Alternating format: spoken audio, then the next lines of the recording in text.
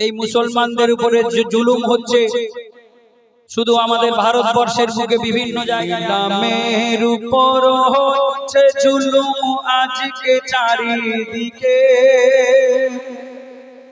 বেদিনরা এসে ঝান্ডা বাঁধে মসজিদের মিনারে উঠে। ইসলামের উপর হচ্ছে জুলুম আজকে চারিদিকে। বেদিনরা এসে ঝান্ডা বাঁধে মসজিদের মিনারে উঠে। কোথাও বন্ধ করে দিচ্ছে আজান, চালিয়ে দেয় কোরআন। কোথাও বন্ধ করে দিচ্ছে আজান, চালিয়ে দেয় কোরআন।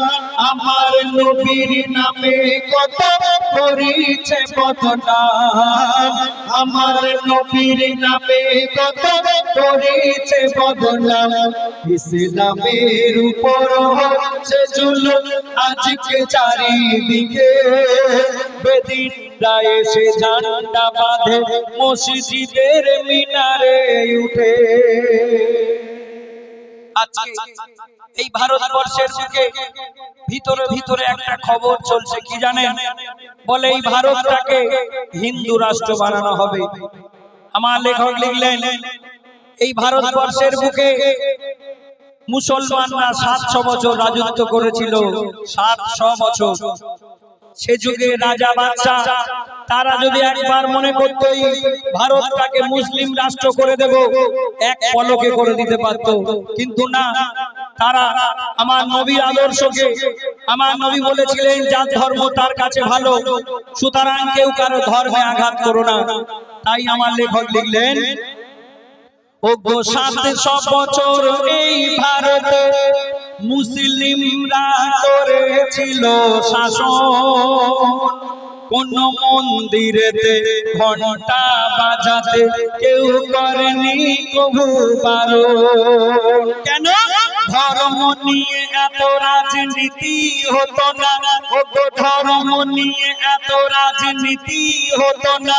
দেখো লেখা ইতিহাসে এদেশে গঠন করেছিল সব ধর্মের মানুষ মিলে মিশে। তবে আজকে কেন বলছে ওরা, তবে আজকে কেন বলছে ওরা ছাড়তে হবে কোরআন। আর কোরআন যদি না ছাড়ো তবে যাও বাংলাদেশ পাকিস্তান। কোথাও মসজিদ ভাঙে মাজার ভাঙে, কোথাও মসজিদ ভাঙে মাজার ভাঙে, দখল করে গোরস্থান। আর দাড়ি টুপিওয়ালাকে মেরে মেরে বলে বল জয় শ্রীরাম।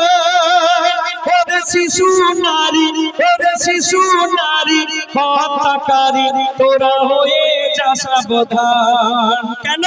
মোদের শক্ত ঈমান ছাড়ব না কোরআন, মোদের শক্ত ঈমান ছাড়ব না কোরআন। যদি যায় চলে যাক জান, যতই করিস জুলুম বলে দিলাম ছাড়ব না হিন্দুস্তান। কোথাও বন্ধ করে দিচ্ছে আজান, চালিয়ে দেয় কোরআন।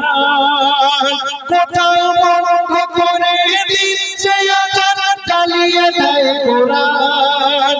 আমার নবীর নামে কত করেছে বদনাম, আমার নবীর নামে কত করেছে বদনাম। ইসলামের উপর হচ্ছে জুলুম আজকে চারিদিকে।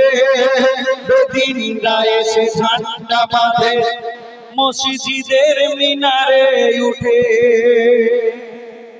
আজকে দেখবেন শহরের বুকে কিংবা ভিড় বাসে ভিড় ট্রেনের মধ্যে যদি একটা দাড়িওয়ালা টুপিওয়ালা মানুষ গিয়ে ওঠে, তার পাশে কেউ দাঁড়াতে চায় না, তাকে কেউ একটা জায়গা দেয় না বসার জন্য। মুসলমানের গায়ে কি গন্ধ লেগে আছে? একটা বোরখা পরা মা কোনো ভাবি যদি ট্রেনের মধ্যে ওঠে, ভিড় বাসের মধ্যে ওঠে, তার পাশে কেউ দাঁড়াতে চায় না। কেন? মুসলমান বাড়ির মানুষের গায়ে কি গন্ধ লেগে আছে যে তার পাশে দাঁড়ানো যাবে না?